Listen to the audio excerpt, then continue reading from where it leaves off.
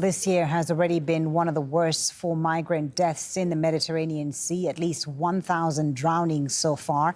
The International Organization for Migration says that's 30% higher than a year ago. The number of people crossing the central Mediterranean has also soared to its highest level since EU records began in 2009.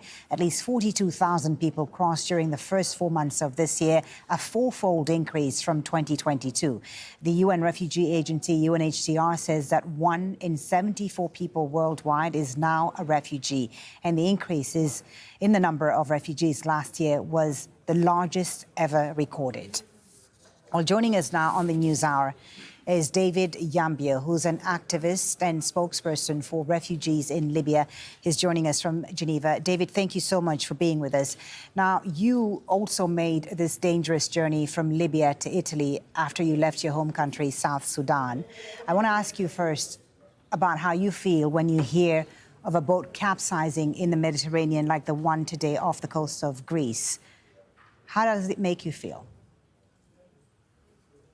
Well, thank you so much for bringing me in. I think the feeling I breathe from inside, and this is something that constantly disturbs my mental and psychological ability to even see the world in a beautiful shape, because seeing this and listening to this from a victim's perspective, because I have experienced this before in real life. I have been in a boat that had capsized with real people who died, and these people were closer to me, and they were just very ambitious people who wanted to enjoy life, and given the circumstance in which they had to take these dangers, and then the drowned on the Mediterranean. Today they are no more.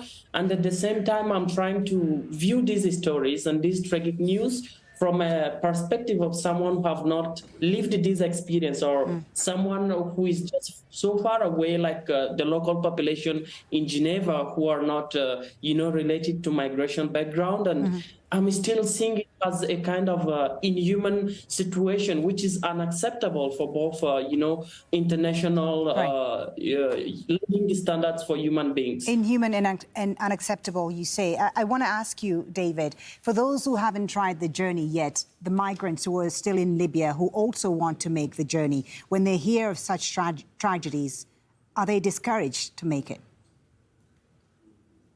I think it's not about how discouraged they are or how enduring they can be into the situation to which they are now in Libya, because even me working from a activist perspective, people reach me, how did you manage to cross the Mediterranean? Now you are vocal, you're trying to advocate for us. They are reaching me out for opinions, how to best cross the Mediterranean. And the first thing that I tell them is that they don't have to look to the Mediterranean as the option, because it's deadly. I have witnessed it and I have seen it. But at the same time, I cannot stop them from taking decisions for their life, because in Libya, they are not just recognized. They are non-existing individuals who are there, who are just like an outlaw, both from the civil society, from the common people, to the government of Libya, and then to the European authorities who are engaging into these, mechanisms that have been designed to keep them, to deter them from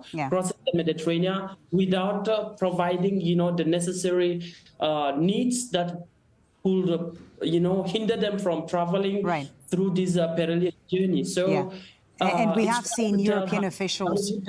Yeah, we have seen European officials travel to Libya and other North African countries, trying to come up, as you say, with schemes to prevent the migrants and refugees from making it to Europe.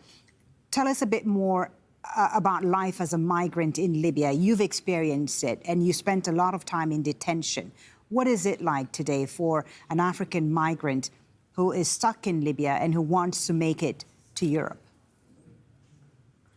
I think from this point, I will a little bit go to the side of the European authorities, because they are not really looking for solutions. Because for me, as a person living these experiences and having to experience these policies on my body, it is quite difficult, to trust the EU authorities, the local authorities. When you say policies on your body, what do you mean?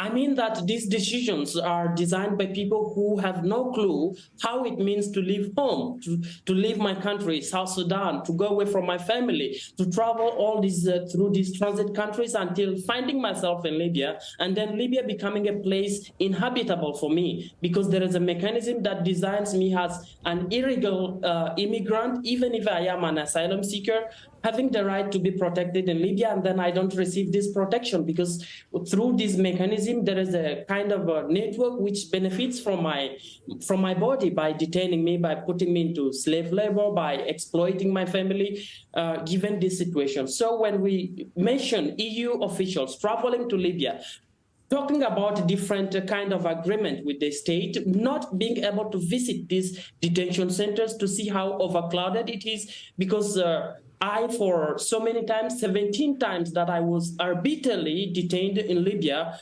just because I was an asylum seeker, being labeled as illegal immigrant, or immediately put under the category of trying to cross the Mediterranean. So I was in prison for so many times, and constantly in these places, I was subject to slavery, because when I have to work for 3 consecutive months without being paid, without being provided the necessary, human basic needs, we are talking about being hindered from accessing food, clean drinking water. This is something that European people cannot stay away from. In the morning, I know they drink a lot of water since they wake up and they have good sleep. Being hindered from being able to sleep, a child who is just newly born and then put, in a suffocating room where they have to endure severe, degrading human violations. So we are speaking in this perspective. That is why we say the EU authorities, the Libyan authorities, are not looking to find alternatives for this situation, because no one really wants to migrate using this journey. David, thank you so much for sharing your experience with us. Thank you for speaking out there for all these migrants and refugees who find themselves in such desperate situations that they make these dangerous journeys. David Yambio, spokesperson for refugees in Libya. Thank you for your time. Thank you.